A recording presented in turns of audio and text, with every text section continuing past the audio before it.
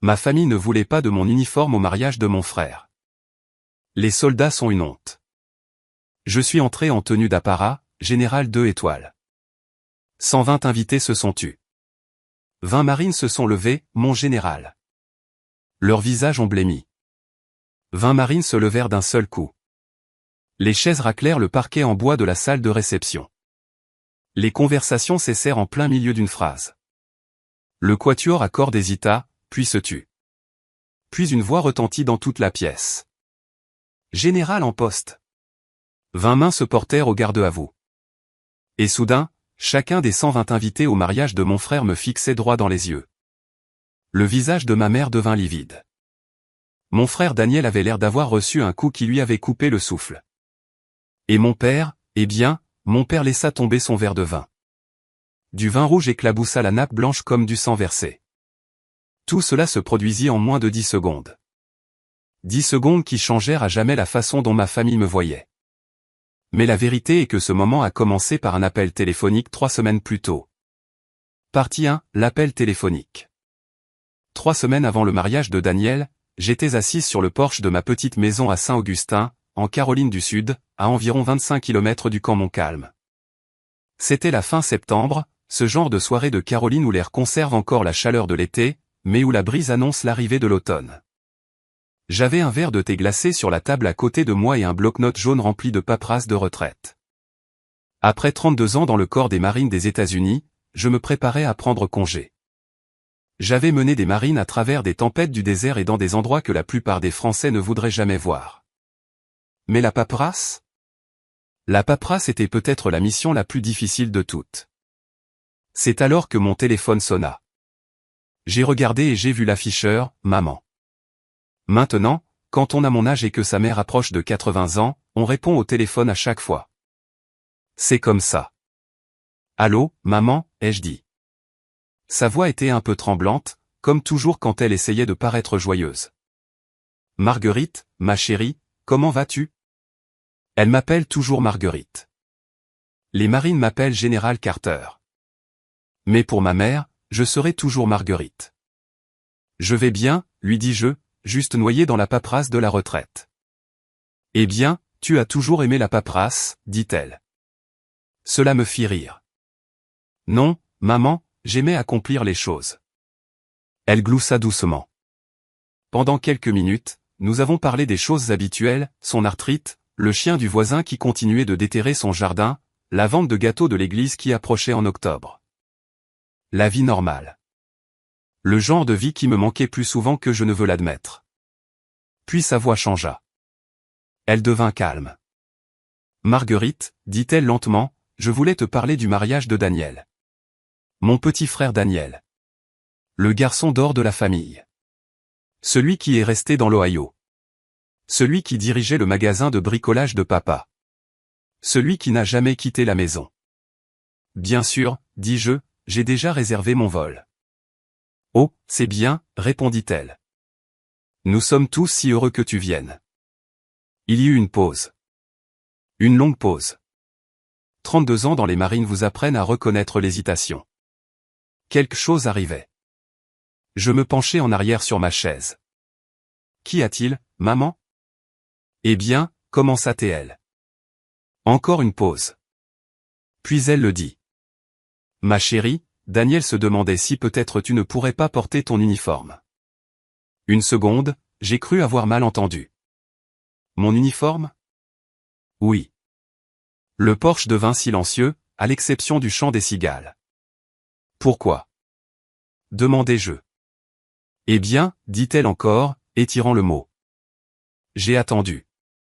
Puis elle prononça les mots dont je me souviens encore parfaitement. Il pensait juste que les militaires pourraient mettre les gens mal à l'aise. Militaire. Le mot resta suspendu dans l'air comme de la fumée. Je pris une lente gorgée de mon thé. Maman, dis-je prudemment, je n'amène pas une compagnie. Elle essaya de rire, mais cela sonna nerveux. Oh, bien sûr que non, ma chérie, mais l'uniforme est très voyant. Le voici. Voyant. Daniel pense qu'une robe normale serait peut-être plus appropriée, ajouta-t-elle rapidement. Je fixai les pins au-delà de mon jardin. Une robe normale. 32 ans de service. Déploiement au combat. Des amis enterrés. Commander des centaines de marines. 2 étoiles sur mes épaules. Et mon frère pensait que cela pourrait être embarrassant. Daniel a dit ça? Demandai-je doucement. Maman hésita. Tu sais comment les gens parlent de nos jours. Certaines personnes pensent que les choses militaires sont, eh bien. Elle ne finit pas la phrase. Elle n'avait pas besoin de le faire. Je la finis pour elle. Embarrassant. Le silence envahit la ligne. Finalement, elle soupira. Il ne veut juste pas que rien ne détourne l'attention de la mariée. Je me penchai en avant et posai mes coudes sur mes genoux. Toi, Admiel. Quand papa a eu son opération du cœur, qui a couvert les frais d'hôpital? Toi. Et quand le magasin de Daniel a failli fermer pendant la récession? Encore un moment de silence. Tu l'as aidé, dit-elle doucement. J'ai hoché la tête même si elle ne pouvait pas me voir. Encore le silence. Puis ma mère dit quelque chose qui me surprit. Marguerite, parfois les gens ne comprennent tout simplement pas ta vie. Sa voix n'était pas accusatrice. Elle était fatiguée. Vieille. Et peut-être un peu honteuse. J'ai regardé le bloc-notes sur la table. Ma paperasse de retraite. La fin d'une vie que la plupart des gens ne comprennent jamais vraiment. Maman, dis-je après un moment, je n'aimerais pas manquer le mariage de Daniel. Je sais, ma chérie. Et je serai respectueuse. Je sais. Mais l'uniforme fait partie de qui je suis. Elle ne répondit pas immédiatement. Puis elle dit quelque chose de discret. J'avais peur que tu dises ça. Nous avons parlé encore quelques minutes après cela, mais la chaleur avait disparu de la conversation. Avant de raccrocher, elle dit doucement, nous t'aimons, Marguerite. Je t'aime aussi, maman. Quand l'appel se termina, je restai assise là pendant un long moment. Les cigales continuaient de chanter. Le soleil baissa derrière les arbres, et je pensais à ma famille. À la façon dont, après 32 ans, ils ne me connaissaient toujours pas vraiment. Puis je me levai et rentrai. Mon uniforme de cérémonie était suspendu dans un sac à vêtements dans le placard du couloir. J'ouvris lentement le sac. Le bleu marine de cérémonie brillait sous la lumière. Manteau bleu foncé. Passepoil rouge. Des rangées de rubans. Des décorations polies jusqu'à briller et, sur les épaules, 2 étoiles d'argent, général de brigade. Je passai doucement la main sur le tissu. Puis je souris doucement à la maison vide. Eh bien, dis-je à voix basse, on dirait que tu vas à un mariage. Je n'ai pas toujours été le général Carter. Pendant la majeure partie de ma vie, j'étais juste Maggie, la drôle de fille Carter qui ne semblait s'intégrer nulle part. J'ai grandi dans une petite ville près de Dayton, dans l'Ohio, au début des années 70. À cette époque, la ville se composait principalement d'usines, de champs de maïs et de gens qui croyaient que la vie suivait un scénario assez simple. Les garçons grandissaient pour travailler de leurs mains. Les filles grandissaient pour épouser ces garçons. Ma mère enseignait à l'école du dimanche. Mon père possédait un petit magasin de bricolage sur la rue principale. Et mon petit frère Daniel était la fierté de la famille dès l'instant où il pouvait lancer une balle de baseball droit. Moi? Je grimpais aux arbres. Je réparais des tondeuses. Et à l'âge de 12 ans, je pouvais changer l'huile du pick-up de mon père plus vite que la plupart des hommes qui venaient à son atelier. Papa ne savait pas trop quoi penser de moi. Un après-midi, quand j'avais environ 14 ans, il m'a trouvé dans le garage en train de démonter un carburateur. Il s'est appuyé contre l'encadrement de la porte, les bras croisés. Tu sais, dit-il, la plupart des filles de ton âge apprennent à cuisiner. J'ai essuyé la graisse de mes mains avec un chiffon. Eh bien, je lui ai dit, la plupart des filles n'ont probablement pas de carburateur à réparer. Il secoua la tête, mais j'ai vu le coin d'un sourire. Pourtant, les choses étaient différentes à l'époque. On n'attendait pas des filles qu'elles dirigent. On ne s'attendait pas à ce qu'elles commandent. Et on ne s'attendait certainement pas à ce qu'elles rejoignent le corps des marines des États-Unis. La première fois que j'ai dit à ma famille que j'envisageais l'armée, j'avais 17 ans. Nous étions assis autour de la table du dîner. Moi, maman, papa et Daniel. Je me souviens du repas exact, pain de viande, purée de pommes de terre, haricots verts. Dîner typique du Midwest. J'ai parlé à un recruteur des marines aujourd'hui, dis-je. La pièce devint silencieuse. Daniel rit le premier. Toi, dit-il, un marine. Papa posa lentement sa fourchette. Pourquoi voudrais-tu faire ça? Demanda-t-il. Parce que je veux servir, répondis-je. Maman avait l'air inquiète. Chérie, dit-elle, les filles n'ont pas besoin de faire quelque chose comme ça. Moi, si. Papa se renversa dans sa chaise. Les marines, c'est pour les hommes, dit-il. Cette phrase resta lourde dans la pièce. Mais quelque chose en moi avait déjà pris sa décision. 2 ans plus tard, je suis parti pour l'école de formation des officiers du corps des marines. Maman a pleuré à l'aéroport. Daniel a plaisanté en disant que je serais de retour dans une semaine. Papa m'a serré la main comme si je partais pour un entretien d'embauche. Mais aucun d'eux n'a dit qu'il était fier. Pas à ce moment-là. L'école de formation des officiers à Quantico, en Virginie, fut la chose la plus difficile que j'ai jamais faite. Et je le pense littéralement. L'entraînement physique seul a brisé la moitié des candidats qui se sont présentés. Longue course dans la boue de Virginie. Parcours d'obstacles. Exercice de leadership où chaque erreur était amplifiée. Et pour une jeune femme à la fin des années 80, il y avait une couche supplémentaire. Certaines personnes pensaient que je n'avais pas ma place là-bas. Certains l'ont dit à voix haute. Je me souviens d'un instructeur regardant notre peloton le premier jour. Il s'est arrêté devant moi. Tu ferais mieux d'être 2 fois meilleur que tous les autres ici, dit-il. Parce que la moitié d'entre eux pensent déjà que tu ne devrais pas être là. Il n'essayait pas de me décourager. Il disait la vérité. Alors j'ai travaillé 2 fois plus dur. Puis 3 fois plus dur. Je courais jusqu'à ce que mes poumons brûlent, j'étudiais jusqu'à minuit, je dirigeais chaque exercice comme si ma carrière en dépendait, parce que c'était le cas. Le jour où j'ai été diplômé comme sous-lieutenant dans le corps des marines des États-Unis, quand j'ai appelé à la maison, maman a répondu « Oh, Marguerite, c'est bien. » Bien, c'était le mot. Papa a pris le téléphone ensuite. Bon travail, dit-il, court, poli, mais distant. Daniel n'a presque rien dit. Tu fais toujours ce truc militaire, demanda-t-il. Oui, lui dis-je. D'accord alors, répondit-il. La vie a continué. Tandis que Daniel restait dans l'Ohio et finissait par prendre la relève du magasin de bricolage, je passais d'une base à l'autre. Californie. Okinawa. Caroline du Sud. J'ai été déployé à l'étranger. J'ai appris à diriger des marines à travers des situations où des erreurs pouvaient coûter des vies. Et au fil des ans, quelque chose de remarquable s'est produit. Les marines m'ont fait confiance. Pas parce que j'étais parfaite, mais parce que je ne leur ai jamais demandé de faire quelque chose que je ne ferais pas moi-même. Les promotions se sont succédées. Capitaine. Commandant. Lieutenant-colonel. Colonel.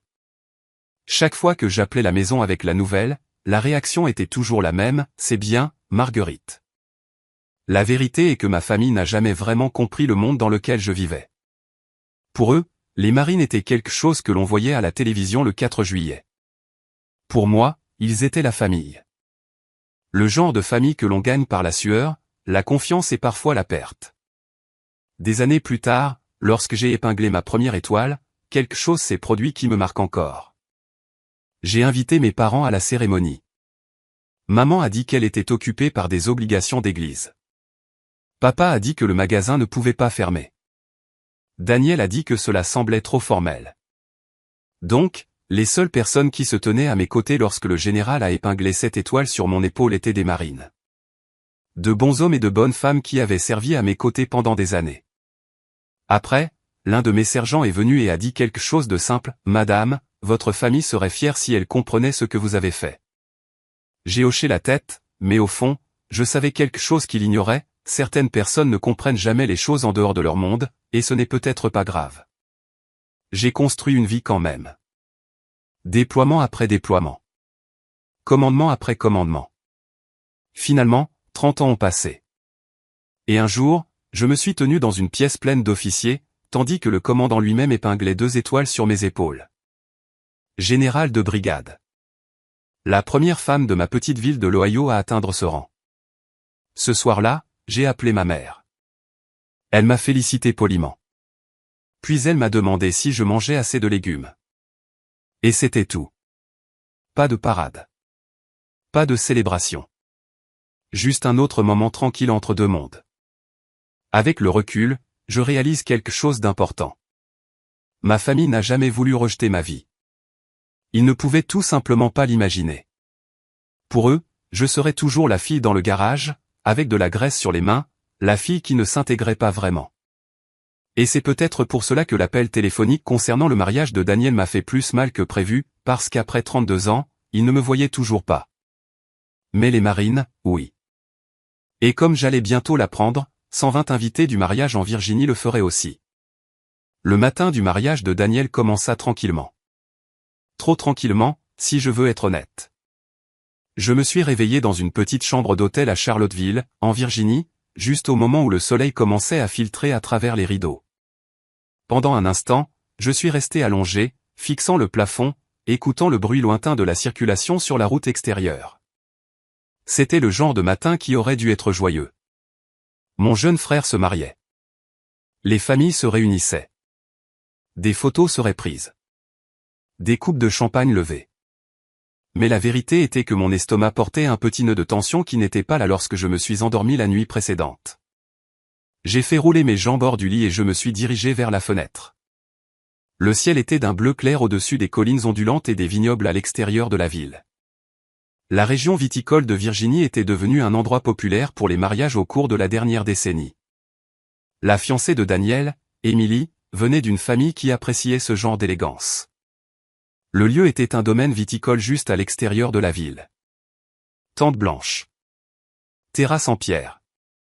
Des rangées de vignes s'étendant à travers des champs dorés. Très beau. Très raffiné. Et apparemment, pas l'endroit où un uniforme de marine est de mise. J'ai pris une douche, me suis rasé soigneusement autour des bords de mes cheveux gris courts et j'ai préparé une tasse de café avec la petite machine de l'hôtel. Puis j'ai ouvert le placard. Mes bleus de cérémonie des marines pendaient à l'intérieur du sac à vêtements, exactement comme je les avais emballés. Repassé. Parfait. Attendant silencieusement. Je suis resté là un long moment. Vous devez comprendre quelque chose à propos de l'uniforme de cérémonie d'un marine. Ce n'est pas juste un vêtement. Il représente des années. Le sacrifice. La responsabilité. Chaque ruban sur cette poitrine raconte une histoire. Certains bons. Certains difficiles. Et chaque marine qui le porte comprend que l'uniforme ne lui appartient jamais entièrement. Il appartient au corps. Et aux marines qui les ont précédés. J'ai lentement ouvert le sac à vêtements. Le tissu bleu profond captait la lumière du matin. Passepoil rouge le long des manches. Des rangées de rubans. Des décorations polies. Et sur les épaules, 2 étoiles d'argent. J'ai passé une main sur le manteau. Puis j'ai pris une lente inspiration. Eh bien, général, me dis-je doucement. Allons à un mariage. Le vignoble était à environ 20 minutes de l'hôtel. Alors que je conduisais sur les routes sinueuses près de Charlottesville, le paysage était presque d'une paix douloureuse. L'automne commençait à toucher les arbres. Les feuilles montraient des touches d'orange et de rouge le long des collines. Des fermes parsemaient la campagne. Cela me rappelait un peu l'Ohio. Un peu la maison. Quand je suis entré dans le parking en gravier, je pouvais déjà voir les invités arriver. Voitures de luxe. Berline de location. Des gens vêtus de costumes et de robes pastel marchant vers le lieu de réception. Je me suis garé vers l'arrière. Pendant un moment, je suis simplement resté assise là. Pas nerveuse. Juste consciente. Je suis sorti de la voiture et j'ai ajusté mon manteau. Les bleus de cérémonie s'ajustent toujours comme une armure. Taillé. Structuré. Incontestable. J'ai placé ma casquette d'officier sous mon bras et j'ai marché vers l'entrée. La salle de réception se remplissait déjà. Un long bâtiment en bois surplombant les champs du vignoble. Des fleurs blanches décoraient les tables. De la musique douce flottait dans l'air provenant d'un petit quatuor à cordes près de l'avant. Environ 120 invités, exactement comme l'indiquait la liste. Membres de la famille. Amis. Les parents d'Emily de New York. Partenaires d'affaires. Quelques regards curieux m'ont suivi en entrant. Au début, c'était subtil. Un murmure ici. Une pause dans la conversation là. Puis plus de têtes se sont tournées.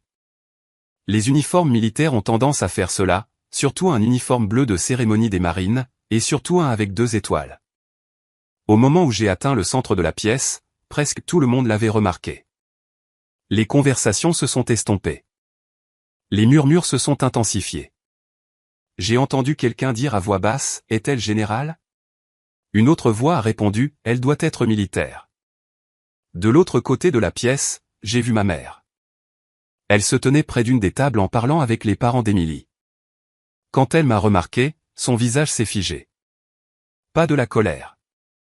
Pas exactement. Quelque chose de proche de la panique. Elle s'est précipitée vers moi. « Marguerite, dit-elle à voix basse. Tu l'as porté. » Je lui ai offert un petit sourire. Ses yeux ont balayé la pièce nerveusement. « Eh bien, les gens regardent. » J'ai regardé autour de moi. Ils le font généralement. Elle a soupiré, baissant la voix. « Daniel n'aimera pas ça. » Je ne suis pas venu pour Daniel, dis-je doucement. Je suis venu pour la famille. Cela sembla la toucher quelque part à l'intérieur. Elle n'a pas discuté davantage. Mais elle avait l'air inquiète. Puis j'ai vu Daniel. Mon jeune frère se tenait près du bar en parlant avec quelques garçons d'honneur. Quand ses yeux se sont posés sur moi, son expression a changé immédiatement. Surprise. Puis irritation. Puis autre chose, de l'embarras. Il s'est approché rapidement. « Maggie, dit-il. » Sa voix était tendue. « Tu as porté l'uniforme. » « Oui. »« Non, » répondis-je calmement. « Maman en a parlé. » Sa mâchoire se serra. « C'est censé être la journée d'Emily. » « Et ça le sera. » « Tu attires l'attention. » J'ai regardé autour de la pièce. Les invités chuchotaient toujours. Regardaient. Curieux. « Daniel, dis-je doucement, je suis juste debout ici. » Il ouvrit la bouche pour répondre. Et c'est là que quelque chose d'inattendu s'est produit. À une table près du mur du fond, un homme a soudainement poussé sa chaise en arrière. Il s'est levé rapidement. Il portait un costume sombre. Mais je l'ai reconnu instantanément, sergent-chef Ramirez. Avant que Daniel ou moi puissions dire quoi que ce soit, un autre homme s'est levé. Puis un autre. Puis un autre. En quelques secondes, 20 marines dispersées dans la salle se sont levées. Certains étaient des invités. Certains étaient des membres de la famille du côté d'Emily. Certains étaient simplement des vétérans assistant au mariage. Mais chacun d'eux a reconnu l'uniforme. Reconnu le grade. Des chaises ont raclé bruyamment le parquet en bois. La salle est tombée dans le silence. Puis une voix forte et claire a retenti, « Général en poste. » V. Un GT marines se sont mis au garde à vous. Leurs mains se sont levées en un salut parfait. Toute la salle de mariage s'est figée. Les conversations se sont arrêtées. La musique s'est arrêtée. Même le quatuor à cordes s'est tu. 120 invités se sont tournés pour me fixer. Le visage de Daniel est devenu pâle. Ma mère se tenait immobile. Et quelque part derrière nous, j'ai entendu le bruit indubitable d'un verre qui se brise. Mon père venait de laisser tomber son verre de vin. Et soudain, ma famille me voyait pour la première fois. Pendant quelques secondes, personne dans la pièce n'a bougé. 20 marines se tenaient au garde à vous, les bras levés en signe de salut. Le hall du vignoble était devenu complètement silencieux. Même le vent à l'extérieur semblait faire une pause contre les hautes fenêtres donnant sur les rangées de vignes. Je me tenais là, au centre de la pièce, la casquette d'officier sous le bras. Pour un marine, des moments comme celui-là portent un certain poids. Pas la fierté, exactement. La responsabilité. La main tendue, tranchante au niveau du front. J'ai reconnu plusieurs autres personnes aussi. Un sergent-chef de camp Montcalm. 2 capitaines que j'avais encadrés des années auparavant. Un sergent-maître à la retraite aux cheveux argentés qui avait autrefois commandé une unité logistique en Afghanistan. Je n'avais aucune idée qu'il serait là. Mais les marines ont une façon d'apparaître là où on s'y attend le moins. J'ai légèrement déplacé mon poids et j'ai rendu le salut. « Servez », dis-je calmement. 20 mains sont redescendues d'un coup. Les marines se sont détendues et se sont lentement rassiées. Le moment avait duré peut-être 10 secondes. Mais la pièce semblait complètement différente maintenant. Les invités chuchotaient ouvertement. Quelques hommes plus âgés, des vétérans à en juger, ont hoché respectueusement la tête vers moi. De l'autre côté de la pièce, mon frère Daniel semblait stupéfait. Son visage était devenu pâle, comme je m'en souvenais de l'enfance, quand il se faisait prendre en train de faire quelque chose qu'il ne devait pas. Ma mère se tenait à côté de lui, figée. Et mon père ? Mon père me regardait comme s'il ne m'avait jamais vu auparavant. Un serveur s'est précipité pour nettoyer le verre de vin brisé près de ses pieds. J'ai ajusté mon manteau et j'ai marché calmement vers un siège vide près du bord du hall. La meilleure vengeance est souvent silencieuse. Et la patience avait fait partie de mon entraînement pendant 3 décennies. La cérémonie a commencé environ 20 minutes plus tard. Daniel et Émilie ont échangé leurs vœux sous une petite arche en bois à l'extérieur de la salle. Les collines du vignoble s'étendaient derrière eux, s'illuminant sous le soleil de fin d'après-midi. C'était un beau mariage. Émilie était radieuse. Daniel était nerveux. Je me suis assise tranquillement au dernier rang à côté de 2 marines qui avaient assisté au salut précédent.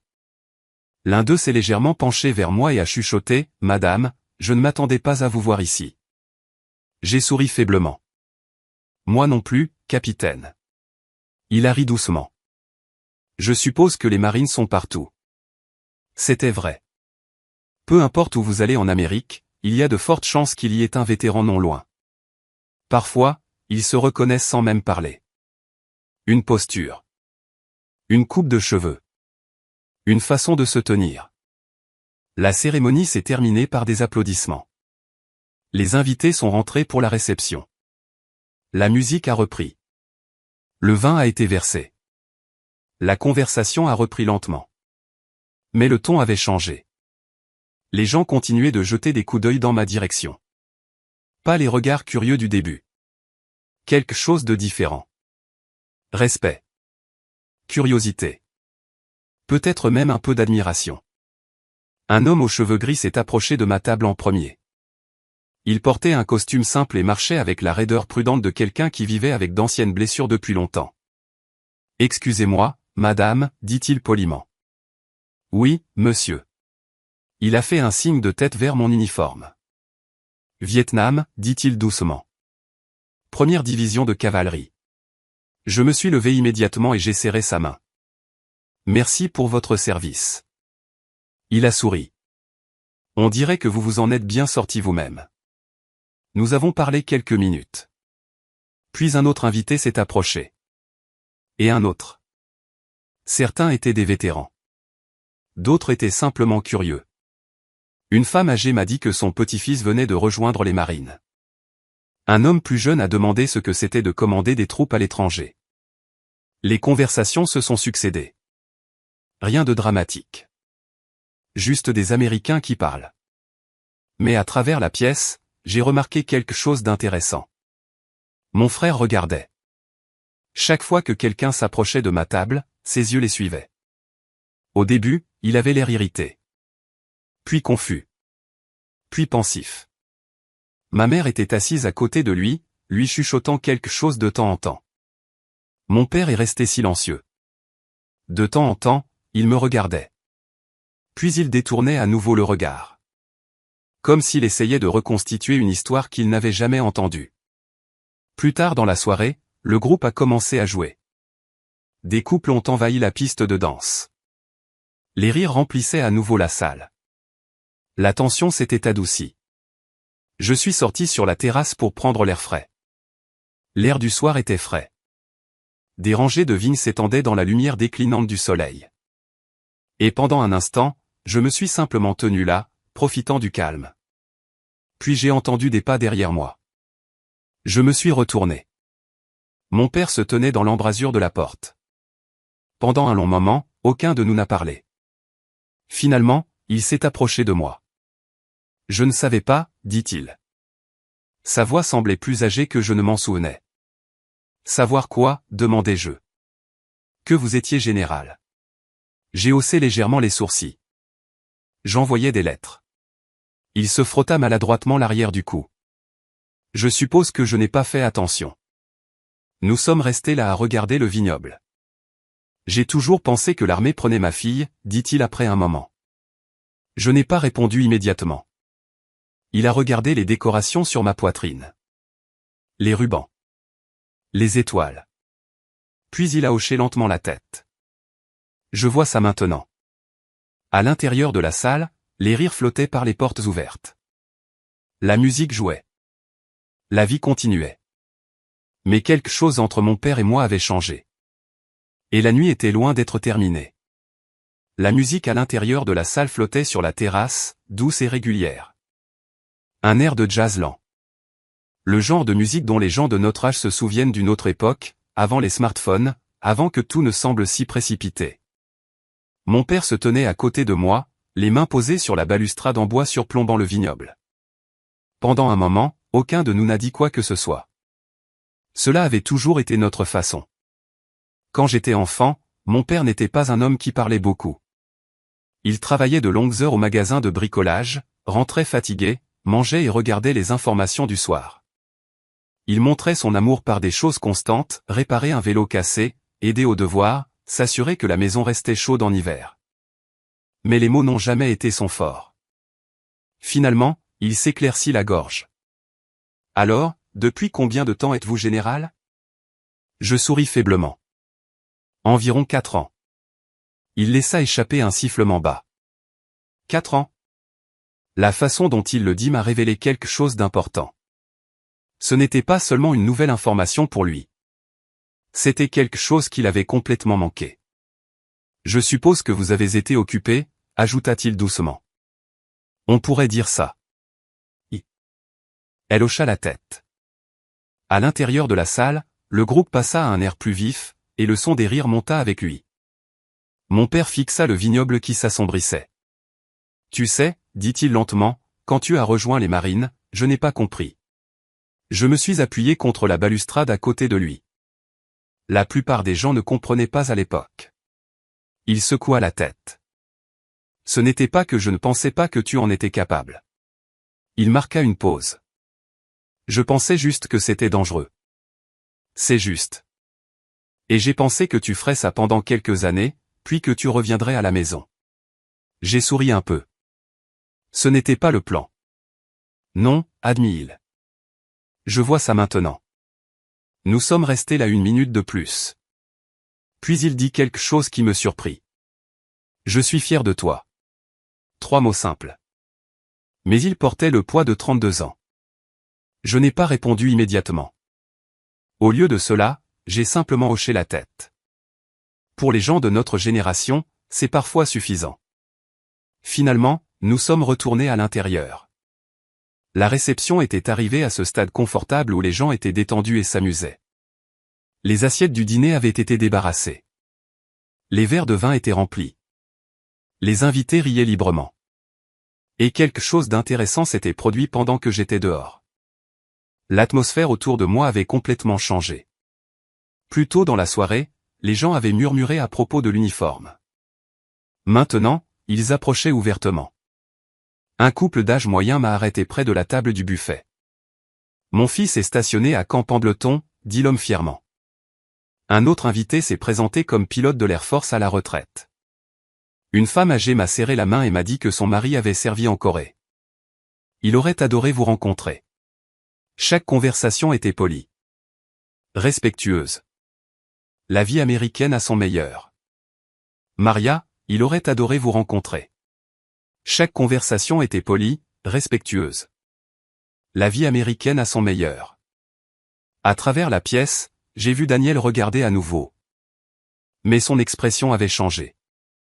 Plus tôt, il y avait de l'embarras. Maintenant, il y avait quelque chose de plus proche de la confusion. Finalement, il s'est approché. Il est resté là un moment avant de parler. Maggie. Daniel. Il a regardé mon uniforme, puis les marines assis à proximité, puis retournés vers moi. Tu ne m'as jamais dit que tu étais si haut placé. J'ai essayé, dis-je doucement. Tu as envoyé des lettres? Oui. Il se frotta le front. Ça arrive. Pendant un instant, il ressemblait au petit frère dont je me souvenais, le gamin qui me suivait dans le jardin quand nous étions petits. Puis il a soupiré. Tu as un peu volé la vedette ce soir. J'ai légèrement secoué la tête. Non, Daniel. Je suis juste entré dans la pièce. Il a réfléchi à cela. Et il faut lui rendre cela, il a hoché lentement la tête. Point juste. Émilie nous a rejoints un instant plus tard. Elle avait entendu une partie de la conversation.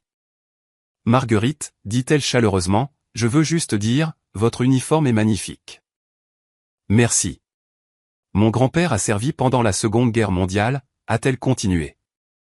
Il aurait adoré voir ça ce soir. Sa sincérité était évidente. Et j'ai réalisé quelque chose d'important à cet instant. L'embarras que mon frère craignait n'était pas venu des étrangers. Il venait de l'incompréhension. Les gens respectent le service lorsqu'ils le reconnaissent. Parfois, ils ont juste besoin de l'occasion de le voir. Plus tard dans la soirée, le groupe a annoncé les dernières danses. Des couples ont rempli à nouveau la piste. Ma mère est finalement venue s'asseoir à côté de moi. Elle a étudié mon uniforme attentivement. Tu as l'air très distingué, dit-elle doucement. Merci, maman. Elle a jeté un coup d'œil à travers la pièce où les marines étaient assis, riant ensemble. Je ne savais pas qu'il y aurait autant de militaires ici. Les marines ont tendance à se montrer là où on s'y attend le moins. Elle gloussa doucement.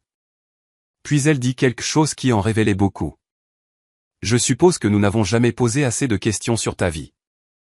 Non, convenu-je doucement, vous ne l'avez pas fait. Elle a regardé la nappe. Mais nous aurions dû. J'ai posé ma main sur la sienne. Il n'est jamais trop tard. La nuit s'est terminée comme les bons mariages américains se terminent souvent. Musique. Rire. Des gens qui s'embrassent en partant. Pas de confrontation dramatique. Pas de cris. Juste des réalisations silencieuses se propageant lentement à travers une famille qui avait passé des années à mal comprendre l'un des siens. Et au final, c'était suffisant. Parce que la vraie vengeance n'était pas l'humiliation. C'était la compréhension. Et parfois, la compréhension prend du temps. Au moment où la réception commençait à se terminer, le vignoble était retombé dans ce genre de soirée paisible que l'on apprécie vraiment qu'une fois qu'on a vécu assez longtemps pour l'apprécier. Le ciel au-dessus des collines était devenu violet foncé. De petites lumières suspendues au-dessus de la terrasse brillaient chaleureusement au-dessus des invités qui s'attardaient dehors avec leur dernier verre de vin. À l'intérieur, le groupe avait remballé ses instruments. Quelques couples parlaient encore près de la piste de danse, mais la plupart des gens avaient commencé à récupérer leurs manteaux. Les mariages, comme la vie, finissent par s'apaiser. Je me tenais près du bord de la terrasse, regardant à nouveau les rangées sombres de vignes s'étendant au loin. L'air sentait légèrement la terre et les feuilles de fin d'automne. Cela me rappelait les soirées dans l'Ohio quand j'étais jeune. Ces nuits tranquilles du Midwest où le monde semblait simple. Derrière moi, la porte s'ouvrit doucement. Je n'avais pas besoin de me retourner pour savoir qui c'était. Des pas s'approchèrent lentement. Mon père se plaça à nouveau à côté de moi. Pendant quelques secondes, nous sommes restés là. Puis il parla. Tu sais, dit-il, j'ai réfléchi à quelque chose ce soir. Je me suis tourné vers lui. À quoi? À toutes ces années où tu étais parti. Le mot parti a attiré mon attention. Je n'étais pas parti, dis-je doucement. Je travaillais. Il hocha la tête. Je vois ça maintenant. Il se pencha sur la balustrade, fixant les collines. J'avais l'habitude de dire aux gens que ma fille était dans les marines, dit-il. Cela ressemble à de la fierté. Ce n'était pas toujours le cas. J'ai attendu. Quand tu as quitté la maison, continua-t-il, j'ai pensé que tu fuyais. De quoi? La vie que nous avions ici. La petite ville. Le magasin de bricolage. La vie calme et prévisible qu'il avait passé des décennies à construire. Je comprenais cela maintenant d'une manière que je n'avais pas comprise à 20 ans. Je ne fuyais pas, dis-je. Je courais vers quelque chose. Il laissa cela reposer un instant. Tu as toujours été têtu, dit-il. Ça a aidé, gloussa-t-il doucement. Puis sa voix devint plus sérieuse. Ce soir, quand ces marines se sont levées. Il s'arrêta de parler. Qu'en est-il, demandai-je. J'ai réalisé quelque chose. Quoi donc? Je n'ai jamais pris la peine de comprendre ce que tu faisais réellement. Cette admission resta en suspens entre nous. Tu étais juste. Ma fille dans l'armée. Il secoua lentement la tête. Mais pour eux. Il hocha la tête vers le hall où plusieurs marines parlaient encore près de la sortie. Tu es leur chef. J'ai hoché la tête. C'est le travail. Il prit une longue inspiration. J'aurais dû accorder plus d'attention. Puis il se tourna complètement vers moi. La lumière du porche au-dessus de nous se reflétait dans ses yeux. Marguerite, je te dois des excuses. J'ai passé des années à penser que les marines t'avaient enlevé à notre famille. Il marqua une pause. Mais ce soir, j'ai réalisé quelque chose. Quoi donc? Ils ne t'ont pas enlevé. Ils t'ont fait confiance. C'était la première fois qu'il disait quelque chose comme ça. Et venant d'un homme de sa génération, un homme qui avait grandi dans les années 40, qui croyait au travail tranquille et aux vies modestes, cela signifiait plus que je ne m'y attendais. Tu m'as appris à travailler dur, dis-je. Tu m'as appris ça. Il secoua légèrement la tête. Je t'ai appris à gérer un magasin de bricolage. Tu m'as appris la responsabilité.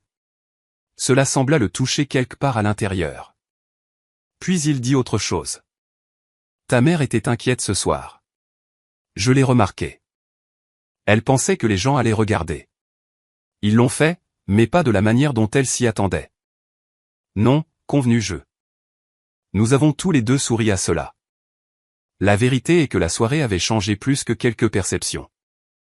Elle avait déplacé quelque chose dans ma famille. Pas de manière spectaculaire.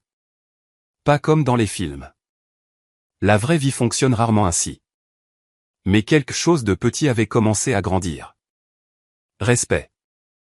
Compréhension. Peut-être même fierté. Après un moment, mon père tendit la main et tapota doucement les 2 étoiles sur mon épaule. Celle-ci signifie quelque chose, n'est-ce pas? Oui. Difficile à obtenir. Très. Il hocha lentement la tête. Eh bien, je suppose que notre petite ville a produit une générale. J'ai ri doucement. À l'intérieur de la salle, la voix de Daniel se fit soudain entendre par la porte ouverte. Maggie. Je me suis retourné. Il se tenait près de l'entrée, veste enlevée, cravate desserrée, l'air beaucoup plus détendu qu'il ne l'était plus tôt. Quoi de neuf, ai-je appelé. Il s'est approché avec Émilie à ses côtés. Une photo? Avec l'uniforme, ajouta Émilie. Tu es superbe. Daniel hocha la tête. Et honnêtement, ce serait une très belle photo de mariage. Je l'ai étudiée une seconde. Plus tôt dans la soirée, il s'était inquiété que l'uniforme embarrasse la famille. Maintenant, il le voulait dans l'album de mariage. Les gens grandissent. Parfois, ils ont juste besoin d'un peu de temps. D'accord, dis-je. Nous sommes entrés là où le photographe nous a rapidement rassemblés près des grandes fenêtres donnant sur le vignoble. Daniel se tenait d'un côté. Émilie de l'autre. Mes parents nous ont rejoints. Le photographe a ajusté l'appareil photo. Très bien, tout le monde, dit-elle, grand sourire. Alors que le flash se déclenchait, mon père s'est doucement penché et a chuchoté quelque chose que je n'oublierai jamais. Ta mère va accrocher celle-ci dans le salon. Pour la première fois en 32 ans. Cela a fait l'effet d'un retour à la maison. 8 ans se sont écoulés depuis ce mariage à Charlottesville. Le temps passe différemment une fois qu'on a dépassé 60 ans. Les années ne ressemblent plus à de longues étendues devant vous. Elles commencent à ressembler davantage à des pages déjà écrites dans un livre que vous avez vécu. Ces jours-ci, mes matinées sont plus calmes. J'ai pris ma retraite du corps des marines l'année après le mariage de Daniel. 33 ans de service, c'était suffisant pour n'importe quelle marine, et je savais qu'il était temps de transmettre la responsabilité à la nouvelle génération. Ma maison est toujours à Saint-Augustin, en Caroline du Sud, non loin de Caen-Montcalm. Les vieilles habitudes ont la vie dure. J'aime entendre le son lointain des hélicoptères certains matins. Cela me rappelle que le corps continue d'avancer même lorsque nous faisons un pas en arrière. Ma maison est petite et simple. Un porche avec 2 chaises berçantes, un petit drapeau américain près des marches, et un jardin que j'ai enfin le temps d'entretenir. Des tomates en été. Des choux verts en automne. Des choses pour lesquelles je n'avais jamais le temps lorsque ma vie était mesurée en déploiement et en ordre d'opération. Mais la retraite ne signifiait pas disparaître. Loin de là. Quelques mois après avoir quitté le service actif, un jeune lieutenant des marines m'a invité à parler lors d'un séminaire sur le leadership à Caen-Montcalm. Je me souviens d'être debout devant cette salle pleine de jeunes officiers, la plupart ayant à peine 30 ans, regardant des visages pleins de la même détermination que je portais autrefois. Ils ont posé des questions sur la stratégie, sur le leadership au combat, sur les promotions. Mais finalement, un jeune lieutenant a levé la main et a posé une question différente. La salle devint silencieuse. Et j'ai pensé à ce mariage dans le vignoble, à la voix inquiète de ma mère au téléphone, à l'expression embarrassée de Daniel quand je suis entré dans la pièce. Aux 20 marines qui se sont levés. J'ai donné une réponse simple au lieutenant. Vous vivez votre vie avec honneur, dis-je. Et finalement, les gens le voient. Tout le monde ne comprendra pas votre chemin immédiatement. Mais l'intégrité a une façon de se révéler avec le temps. Cette leçon est devenue une partie de ma vie après la retraite. J'ai commencé à encadrer de jeunes marines. À parler lors d'événements pour vétérans. À visiter des lycées où des étudiants envisageaient un service militaire. Parfois, je rencontre de jeunes femmes qui me rappellent la fille que j'étais autrefois, celle qui se tenait dans un garage dans l'Ohio avec de la graisse sur les mains et de grands rêves que personne ne comprenait vraiment. Quand elles demandent si la route est difficile, je leur dis toujours la vérité. Oui. Mais les routes difficiles sont souvent celles qui valent la peine d'être parcourues. Ma famille a aussi changé. Pas du jour au lendemain. Les vrais changements se produisent rarement comme ça. Mais lentement. Régulièrement. Mon père a commencé à poser plus de questions sur ma carrière. Le genre de questions qu'il aurait probablement dû poser des années auparavant. Quel a été votre déploiement le plus difficile? Combien de marines avez-vous commandé? Que fait réellement un général tous les jours? Elle écoute attentivement maintenant. Parfois, il prend même des notes dans un petit carnet qu'il garde près de sa chaise. Ma mère, quant à elle, a découvert quelque chose de nouveau à propos de sa fille, la vantardise. Elle le fait constamment. À l'église. À l'épicerie. Au cabinet du médecin. Saviez-vous que ma fille était générale des marines, dit-elle à tous ceux qui veulent écouter. La première fois qu'elle l'a dit devant moi, j'ai failli m'étouffer avec mon café. Daniel en rit maintenant. Et Daniel lui-même a changé plus que quiconque. 1 an après le mariage, il a commencé à faire du bénévolat auprès de l'organisation locale de soutien aux anciens combattants dans l'Ohio, aidant les anciens combattants plus âgés avec des réparations à domicile, réparant des toits, construisant des rampes pour fauteuils roulants. Le même genre de travail qu'il fait tous les jours dans son magasin de bricolage. Il s'avère que le garçon d'or de la famille avait un sacré grand cœur depuis le début. Émilie dit que ce mariage a changé sa façon de penser au service. Peut-être que oui. Parfois, un seul moment suffit pour changer la perspective d'une personne. Ces jours-ci, lorsque je rends visite à l'Ohio, le salon de mes parents a un nouvel ajout sur le mur. Une photographie encadrée. Prise par un photographe de mariage en Virginie. Daniel et Émilie se tiennent au centre, souriant. Ma mère et mon père à côté d'eux. Et moi aussi, je suis là. Debout, droite dans mon uniforme bleu de cérémonie des marines. 2 étoiles sur mes épaules. Les collines du vignoble derrière nous s'illuminant à la lumière du soir. Cette photo est accrochée juste au-dessus de la cheminée. Mon père m'a dit récemment que c'est la première chose que les visiteurs remarquent quand ils entrent dans la maison. Et chaque fois que quelqu'un demande à son sujet, ma mère dit fièrement les mêmes mots, c'est notre fille. Pendant longtemps, j'ai pensé que le respect devait être exigé. Gagné par des réalisations. Par le rang. Par la reconnaissance. Mais là je vous apprends quelque chose de différent. Les plus grandes victoires dans la vie ne sont pas bruyantes. Elles sont silencieuses. Ce sont les moments lents où la compréhension remplace le jugement. Quand les familles finissent par se voir clairement. Ce jour de mariage n'a humilié personne. Il a simplement révélé la vérité. Le service n'est jamais embarrassant. C'est honorable. Et parfois, la plus grande vengeance n'est pas une vengeance du tout. C'est la patience. C'est la dignité. C'est vivre une vie si pleine d'intégrité que même les personnes qui doutaient de vous finissent par dire « Nous sommes fiers de toi ». Si cette histoire vous a rappelé quelqu'un qui a servi, ou quelqu'un dans votre propre famille qui a emprunté un chemin que les autres ne comprenaient pas, prenez un moment aujourd'hui pour leur dire que vous êtes fiers d'eux. Ces mots comptent plus que vous ne le pensez.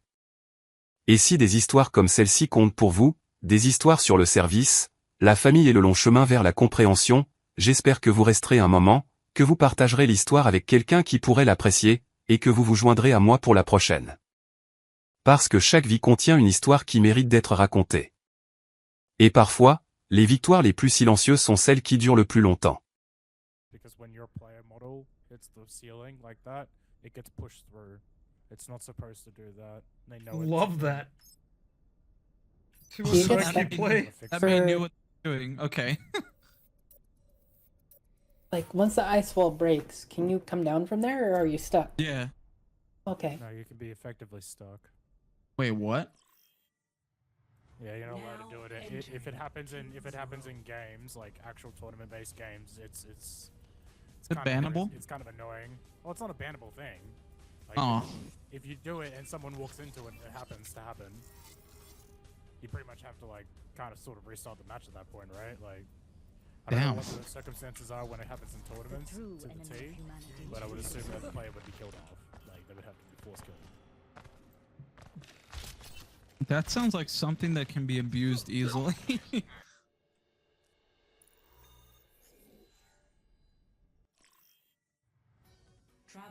There's only so many spots you can do it. I mean, yeah, true. What am I? Tank? Oh boy. I keep getting placed with Kimbu. It's kind of wholesome. That was funny. The sarcasm was funny. I wasn't okay. It's okay, we have a Zenyatta and he has many levels. I have faith. I have no faith. I have all the faith. I have Take faith mine in you, 'cause I have Kimbu, none. because you're good at the game. Bro, I'm being nice to him, and all he's doing is laughing now. Considering how you were treating him earlier, I don't blame him. I mean, everybody treats him the same way. Why am I the problem? You've been here for one day. How do you know how everyone treats me? I can read you. That doesn't actually make sense. I mean, I don't know. You try at one point you try to use a mental illness as an excuse to mistreat people. That was pretty funny. Oh no! Oh my goodness! Yo, another Reinhardt? I am ready. But his name is Listen, Junkrat, so I might be dead. Listen, I am sorry That's fine. for what I said. I didn't mean it in an I mean, offensive manner. It's fine. That's what me on- You can't call someone upset if they, you know, try to dish out the same energy. Well, I That wasn't doesn't the make one who much called sense. me It's a kind of like, cunt. what? It's like, what? No, now he's upset. Like, how does that make sense? Like I'm shocked Kimber's responding. Like, what do I do? Well, I'm sorry. Yo, was- okay. Oh my god! That just... How did that happen? Fucking Bastion just walked off the map. I think he got... I don't think I grabbed him. You didn't. He just walked off. I think I'm trying to dodge the fucking charge and he just walked off. That was the plan all along. Somebody please clip that, bro. Oh, Lucio booped him. Oh, that one. Okay. That makes more sense. Listen. Wait, Kimbu, what? Why are the people in your ping so much better at the game? What the fuck is going on? What, my ping? Yeah, this isn't my pick. Well, it's probably because I can't say that. That sounds wrong. I was gonna say because we have more population. I don't fucking know. It's wild. Everyone's so aggressive on the enemy team. Yeah, for real. Oh, fucking hell. Listen, Kimbo, I'm just gonna let this be known. Any comment that I make is a joke, You good, bro? Oh, good. like me. Bro! Holy shit! Bro, the Mercy just fucking bullied me. That's what I mean! You even got battle mercies on this fucking ping! Yeah, fuck on. I almost crushed him.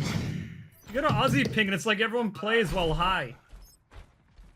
Why is it that on your servers everybody plays like chill, like everybody's taking their sweet time, but over here it's like they gotta take a shit but forgot to unqueue. It's like they thought they queued for ranked or something. I swear to God, like, I'm gonna push that MMR in quick play. Bro, I'm gonna lose fucking MMR. I need to try hard. The fuck is MMR? Oh, I don't know what you Score. guys call it in this. I'm using league terms because that's what every sweaty Oh, person SO. plays.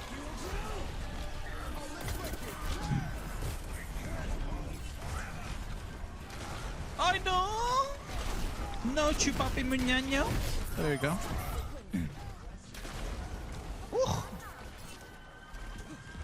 It's the first fight I've won against the Reinhardt, but it took me and 5 others. Like, I need the homies to back me up. I can't solo him. You need a minute? Dude's like the fucking endgame boss, bro. Why do I hear boss music?